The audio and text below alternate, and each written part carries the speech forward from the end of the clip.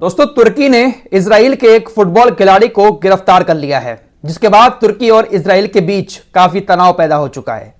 अब यह तनाव दिखावे वाला है या फिर वाकई में अंदर अंदर एक बड़ा बवाल होने वाला है? आइए इस वीडियो के जरिए सारी चीजें आपको बताने की कोशिश करेंगे। दरअसल तुर्की के अंदर एक फुटबॉल मैच हो रहा था। इजराइल का एक खिलाड़ी तुर्की की एक फुटबॉल लीग से जुड़ा हुआ है। इजराइल का यह खिलाड़ी तुर्की के अंदर फुटबॉल मैच खेल रहा था। इसने गोल करने के बाद अपने उस गोल को इजराइल के बंधकों को समर्पित किया, जो हमास के कब्जे में हैं। इसने अपने हाथ पर एक पट्टी बांधी, उस पट्टी पर पेन से 100 डेज लिखते हुए हिब्रू भाषा में कुछ लिखा और अपने इस गोल को हमास के कब्जे में जो इजरायली बंधक हैं उन बंधकों को समर्पित कर दिया। यह बात तुर्की के न्याय मंत्री को काफी ज्यादा बुरी लगी, जिसके बाद उस इजरायली फुटबॉल खिलाड़ी को गिरफ्तार कर लिया गया। फिलहाल अभी अभी खबर आ रही है कि तुर्की ने इस खिलाड़ी को डिपोर्ट कर दिया है, लेकिन इसके ऊपर मुकदमा दर्ज कर लिया है और अब तुर्की के अंदर इस खिलाड़ी के ऊपर मुकदमा चलाया जाएगा। हालांकि इस खिलाड़ी को छोड़ दिया गया है, जिसके बाद इजराइल भड़क गया है। इजराइल के राष्ट्रीय सुरक्षा मंत्री बेन गविर ने कहा है कि मैं तुर्की में सभी इजरायलियों से तुरंत वहां से आने की अपील करता हूं। जल्द से जल्द तुर्की को छोड़कर वापस आ जाएं। तुर्की के सामान को खरीदना बंद करें, साथ ही साथ तुर्की से सामान लेना भी बंद करें। हमें तुर्की की इस तरह की कार्रवाइयों पर अपनी प्रतिक्रिया बढ़ानी पड़ेगी। यानी तुर्की को ठेंगा दिखा रहा है कि तुर्की का सामान खरीदना बंद करो, तुर्की से सामान लेना बंद करो। लेकिन ये बेशर्म लोग फिर भी इजराइल से व्यापार कर रहे हैं, फिर भी बेशर्मी के साथ पैसे की खातिर इजराइल को सामान भेजे जा रहे हैं। अरे ये काम तो तुर्की को बहुत पहले कर लेना चाहिए था, जो काम अब खुद इजराइल का सुरक्षा मंत्री कह रहा है। एक तरह से तुर्की को जलील कर रहा है कि इनका सामान मत खरीदो, इनसे सामान लेना बंद करो। देखते हैं कि रजब चाचा की गैरत जागती है और वो इजराइल से कारोबार बंद करते हैं या नहीं करते हैं। फिलहाल ये बड़ी खबर थी जो आपको बताई। वही इस मामले पर इजराइल के रक्षा मंत्री योव गैलेंट का भी बयान आया है। योव गैलेंट भी तुर्की के ऊपर भड़क चुका है। उसने कहा कि तुर्की ने यह अच्छा नहीं किया, तुर्की पूरी हमास की शाखा है। वही योव गैलेंट ने कहा कि जब तुर्की के अंदर भूकंप आया था तो सबसे पहले मदद के लिए दुनिया में इजराइल ने तुर्की के आगे हाथ बढ़ाया था, लेकिन तुर्की ने हमारे फुटबॉल खिलाड़ी को गिरफ्तार करके यह बहुत ही गलत काम किया है, लिहाजा हम इसकी कड़ी निंदा करते हैं। वैसे दोस्तों, तुर्की के इस कारनामे पर आप लोगों का क्या कहना है? क्या वाकई में तुर्की ने इजराइल को कोई चोट दी है उसके खिलाड़ी को गिरफ्तार करके? हालांकि उसको छोड़ दिया है, मुकदमा चलेगा। इस पर आप लोग अपनी राय कमेंट बॉक्स में जरूर देना। फिलहाल तुर्की ने एक और ऐलान कर दिया है। रजब तैयब एर्दोगान ने कहा है कि दावोस के अंदर इस साल वर्ल्ड इकोनॉमिक फोरम में हमारे ऑफिशियल्स हिस्सा नहीं लेंगे, क्योंकि वर्ल्ड इकोनॉमिक फोरम के जो आयोजक हैं, जो इसको ऑर्गेनाइज करते हैं, उनका रुख गाजा को लेकर बहुत अलग है, लिहाजा हम इसमें हिस्सा नहीं लेंगे। वहीं बांग्लादेश ने भी एक बहुत बड़ा ऐलान कर दिया है। Bangladesh international court of justice में साउथ अफ्रीका के साथ ऑफिशियली शामिल हो चुका है। यानी जो मुकदमा साउथ अफ्रीका का है वही मुकदमा बांग्लादेश का भी इंटरनेशनल कोर्ट ऑफ जस्टिस में हो चुका है। बहुत सारे देशों ने साउथ अफ्रीका के मुकदमे का समर्थन किया था, लेकिन इस मुकदमे में बांग्लादेश पहला ऐसा देश है जो शामिल हो चुका है।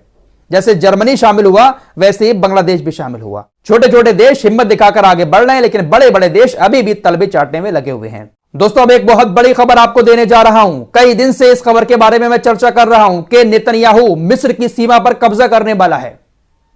गाजा और मिस्र की जो सीमा है, कल भी मैंने आपको दिखाई थी, जहां पर अभी मिस्र की सेना तैनात रहती है, लेकिन नेतन्याहू की नजर इस सीमा के ऊपर है। इजराइल के चैनल 13 के हवाले से यह खबर आपके सामने रख रहा हूं। नेतन्याहू ने कहा है कि हमें मिस्र के साथ सीमा बंद करनी चाहिए। हमास को हथियार मिलने से रोकने के लिए गाजा पट्टी और मिस्र के बीच की सीमा को बंद कर दिया जाना चाहिए। इजराइल उस सीमा पर अपना कब्जा किए बिना गाजा पट्टी में युद्ध को समाप्त नहीं कर पाएगा। यह बहुत बड़ी बात नेतन्याहू की तरफ से कही गई है। नेतन्याहू का कहना है कि इसी बॉर्डर से गाजा के अंदर हमास के लिए हथियार आ रहे हैं। जब तक हम इस सीमा पर कब्जा नहीं करेंगे तब तक गाजा में युद्ध बंद नहीं होगा। हमास के पास हथियार आते रहेंगे और युद्ध आगे बढ़ता रहेगा। तो बहुत जल्द इजराइल मिस्र की सीमा पर कब्जा करने वाला है। यह बात मिस्र को बहुत ज्यादा बुरी लग रही है। विरोध तो कर रहा है मिस्र, लेकिन हो सकता है कि भाई बातों में आ जाए अमेरिका, और जब इजराइल दबाव डाले अंदर अंदर कुछ, तो हो सकता है कि मिस्र कहे कि भैया हाँ ठीक है, आप अपनी सेना तैनात कर दो। कोई भरोसा नहीं है इन लोगों का, कब ईमान बेच दे कोई भरोसा नहीं। नेतन्याहू ने कहा है कि हम हमास को खत्म कर देंगे, हम गाजा में अपनी सेना तैनात कर देंगे, लेकिन जब तक उस वाले बॉर्डर से मिस्र के हथियार गाजा के अंदर आते रहेंगे, हम हमास को खत्म नहीं कर पाएंगे, इसलिए उस सीमा पर हमें कब्जा करना पड़ेगा। नेतन्याहू यह बात कह रहा है और वो ऐसा कर भी देगा। फर्क तो यही है कि इजराइल और अमेरिका जो कहते हैं वो कर देते हैं, लेकिन जो और देश है वो सिर्फ धमकियां देकर खामोशी के साथ बैठ जाते हैं। और मुझे पूरी उम्मीद है कि मिस्र कुछ भी नहीं कर पाएगा और इजराइल अपनी सेना उस बॉर्डर पर तैनात कर देगा। दोस्तों, गाजा की हालत बद से बदतर हो चुकी है। वर्ल्ड फूड प्रोग्राम के मुताबिक गाजा के अंदर रोजाना 10 में से 9 फिलिस्तीनी ऐसे हैं जो दिन में एक बार भी ठीक से खाना नहीं खा पा रहे हैं। इजराइल गाजा के अंदर खाने के ट्रकों को नहीं आने दे रहा है, जिसकी वजह से सैकड़ों फिलिस्तीनी भूख की वजह से मर रहे हैं। नेतन्याहू यही चाह रहा है कि ऐसी भूखमरी फैल जाए गाजा के अंदर कि लोग भूख से मर जाएं। दोस्तों, दुनिया भर के लोगों को इजराइल के बंधकों की चिंता है, लेकिन गाजा के छोटे छोटे मासूम बच्चों की कोई चिंता नहीं है। अमेरिका के विदेश मंत्री एंटनी ब्लिंकन ने युद्ध के 100 दिन पूरा होने के बाद एक पोस्ट किया। यह लिखता है कि अमेरिका तब तक आराम नहीं करेगा जब तक कि सभी इजरायली बंधकों को उनके परिवारों के साथ एकजुट नहीं कर दिया जाता।